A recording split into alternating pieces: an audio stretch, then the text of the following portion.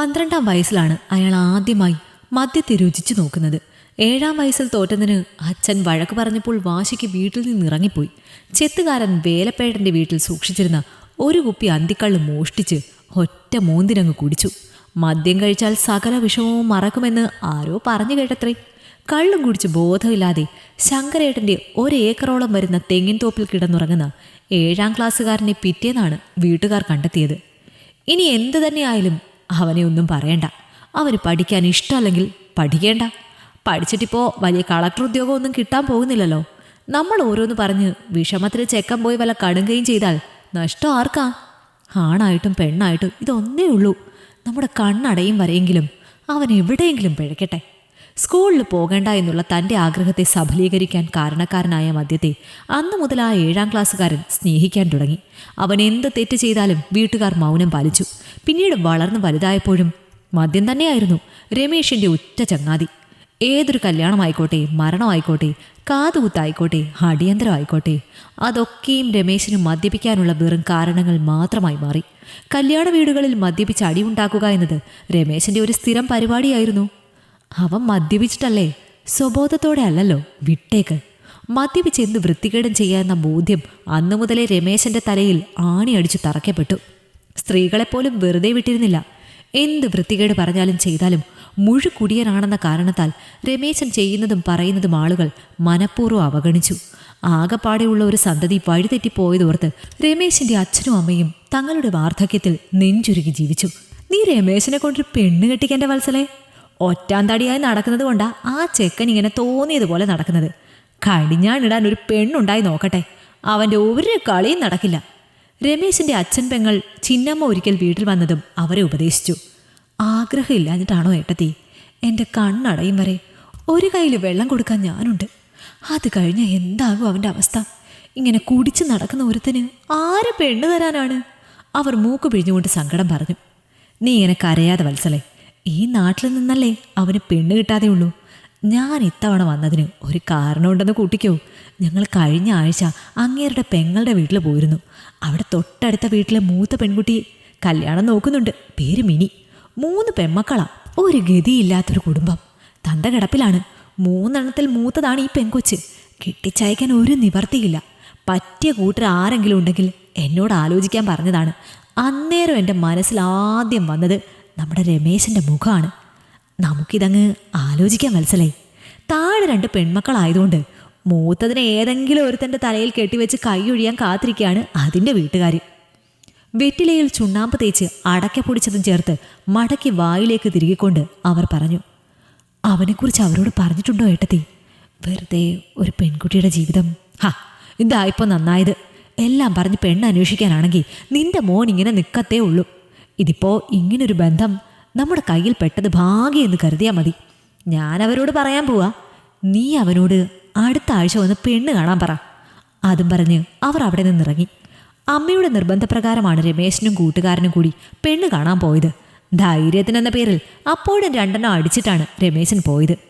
ചായ കൊടുക്കാൻ കുനിഞ്ഞതും മദ്യത്തിൻ്റെ മണം മിനിയുടെ മൂക്കിലേക്ക് തുളഞ്ഞു കയറി. അയാളൊരു കുടിയനാണ്.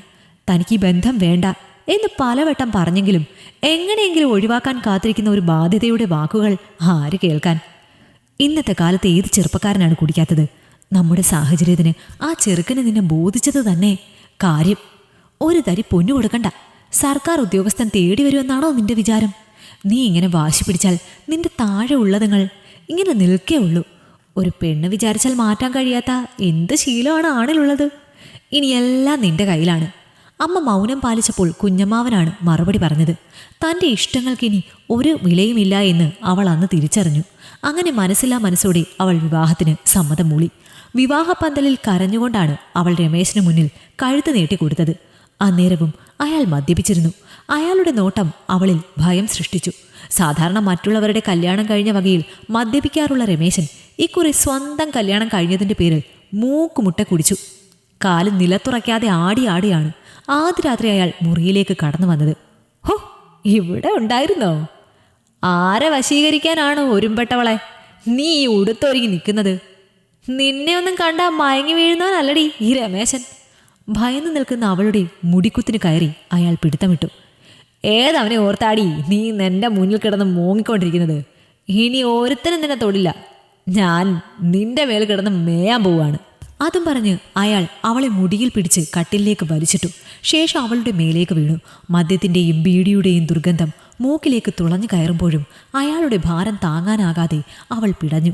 ദൈവമേ, ഇതാണോ തൻ്റെ ദാമ്പത്യ ജീവിതം? ഒരു മുത്തം പോലും നൽകാതെ ബലാത്കാരമായി അയാൾ അവളെ പ്രാപിച്ചു. അവൾ നീറ്റൽ കൊണ്ട് പിടഞ്ഞപ്പോഴും അവളുടെ വേദനയ്ക്ക് അയാൾ ഹരമാക്കി മാറ്റി. എല്ലാം കഴിഞ്ഞ് അയാൾ മാറിക്കിടന്നുറങ്ങിയപ്പോഴും അവളുടെ കണ്ണുനീർ തോന്നിരുന്നില്ല. ഇയാളുടെ ജീവിതത്തിലെ വെറും പരീക്ഷണ വസ്തു മാത്രമായിരുന്നു താനെന്ന സത്യം അവൾ വേദനയോടെ മനസ്സിലാക്കി. പിന്നീടുള്ള ദിവസങ്ങൾ അവൾക്ക് നരകതുല്യമായിരുന്നു. എന്നും മദ്യപിച്ച് കാരണങ്ങളില്ലാതെ രമേശൻ അവളെ തല്ലി. ചിലപ്പോൾ കറിക്ക് ഉപ്പ് കൂടിയെന്ന് പറഞ്ഞ്, ചിലപ്പോൾ അലക്കിയിട്ട വസ്ത്രങ്ങളിലെ ചെളി പോയിട്ടില്ല എന്ന പേരിൽ, അതുമല്ലെങ്കിൽ അപ്പുറത്തെ വീട്ടിലെ ശേഖരേട്ടനോട് മിണ്ടി എന്ന പേരിൽ. അങ്ങനെ ഓരോ കാരണങ്ങളുണ്ടാക്കി അയാൾ അവളെ തല്ലുമ്പോഴും നോക്കി നിൽക്കാൻ മാത്രമേ രമേശിൻ്റെ അച്ഛനും അമ്മയ്ക്കും കഴിഞ്ഞിരുന്നുള്ളൂ. ഞാൻ എൻ്റെ ഭാര്യയെ എനിക്ക് ഇഷ്ടമുള്ളത് ചെയ്യും, ഒരാളും ചോദിക്കാൻ വരണ്ട. അച്ഛനും അമ്മയും ഇടപെടുമ്പോഴൊക്കെ രമേശൻ അത് പറഞ്ഞ് അവൾക്ക് 2 അടി കൂടുതൽ കൊടുത്തു. അതോടെ അവർ മൗനം പാലിക്കും. എനിക്ക് പറ്റുന്നില്ല അമ്മേ, എന്നും കള്ളു കുടിച്ച് വന്ന് എന്നെ ഉപദ്രവിക്കും. എൻ്റെ ദേഹത്ത് ഇനി ഒരു സ്ഥലമില്ല അടികൊള്ളാൻ. എനിക്കിനിയും വയ്യ, എന്നെ ഇനി തിരിച്ചു വിടല്ലേ അമ്മേ. ഒരിക്കൽ സ്വന്തം വീട്ടിൽ വന്ന് അവൾ അമ്മയോട് കേണപേക്ഷിച്ചു. അതൊക്കെ ഒരു കുഞ്ഞുണ്ടായാൽ ശരിയാകും മോളെ. ഇന്നത്തെ കാലത്ത് കുടിക്കാത്ത പയ്യന്മാരെ കാണാൻ തന്നെ കിട്ടില്ല. ഒരച്ഛനാകുന്നതോടെ അവൻ്റെ ഈ സ്വഭാവമൊക്കെ മാറും. അവൾ തിരികെ വന്നാലോ എന്ന് ഭയന്ന് അയാളുടെ പക്ഷം ചേർന്ന് സ്വന്തം അമ്മയും അവളെ കൈയൊഴിഞ്ഞു. അമ്മയുടെ വാക്ക് കേട്ട് അവസാനത്തെ ഭാഗ്യപരീക്ഷണത്തിന് അവൾ തയ്യാറായി. തൻ്റെ ഉദരത്തിൽ ഒരു കുഞ്ഞ് പിറവിയെടുത്തു എന്നറിഞ്ഞ നാൾ മുതൽ മിനി സന്തോഷിച്ചുവെങ്കിലും അയാൾക്ക് യാതൊരു ഭാവമാറ്റവും ഉണ്ടായില്ല. വയറ്റിൽ കിടക്കുന്ന കൊച്ചിൻ്റെ തന്ത ആരാടി എന്ന് പറഞ്ഞായിരുന്നു പിന്നീടുള്ള അടിയും വഴക്കും. എങ്കിലും പിറക്കാൻ പോകുന്ന കുഞ്ഞിനു വേണ്ടി അവളെല്ലാം സഹിച്ചു. പ്രസവമുറിയിൽ തൻ്റെ കുഞ്ഞിനായി അവൾ മരണവേദന തിന്നപ്പോഴും അയാളെ വരാന്തയിൽ പോലും കണ്ടില്ല. അന്നേരവും രമേശൻ മദ്യത്തെ ആശ്രയിച്ചു. ഒടുവിൽ മണിക്കൂറുകളോളം വേദന തിന്ന് അവൾ ഒരു ആൺകുഞ്ഞിന് ജന്മം നൽകി. കുഞ്ഞിൻ്റെ മുഖം കണ്ടാലെങ്കിലും അയാൾ നേരെയാകുമെന്ന് കരുതി അവൾക്ക് വീണ്ടും തെറ്റി.